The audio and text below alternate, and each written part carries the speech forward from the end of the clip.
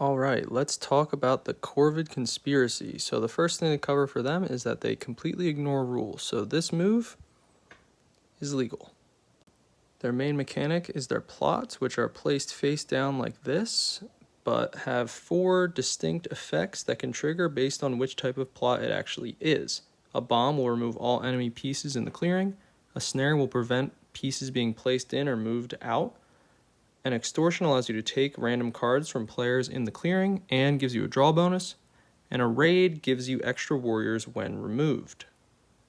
If you have a face down plot while defending in battle, you deal an extra hit.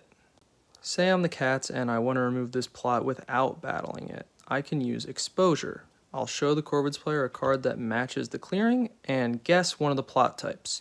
If it's correct, it comes off the board and I get to keep my card. If it's incorrect, the Corvid's player gets to keep my card. I would still score 1 point for removing the token this way. Exposure can be attempted as many times as you want during your turn before drawing cards in your evening. Note that the Corvids have 2 plots of each type. That information can be useful when attempting exposure. And if you expose a raid, then its effect does not trigger. The first thing you do on your turn is craft. You're actually the only faction that crafts during Birdsong, which gives you access to some cool things like being able to use the False Orders card the turn that you craft it. Next, you can choose to flip up any face-down plots and then score 4 face-up plots. So in this example, I flip up this raid. I have no other face-up plots on the board. I would score 1 point. If I then choose to flip this plot, I now have 2 face-up plots. I score 2 points for that flip. You do need to have a Corvid warrior in the clearing to flip the plot, so this plot is unflippable.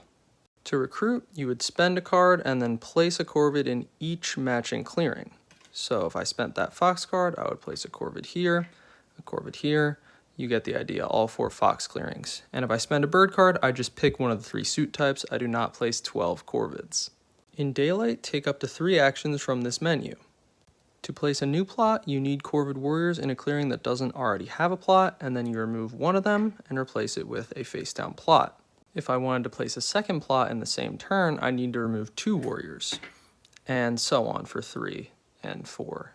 Trick allows you to swap 2 face-down plot tokens on the map, or 2 face-up plot tokens on the map.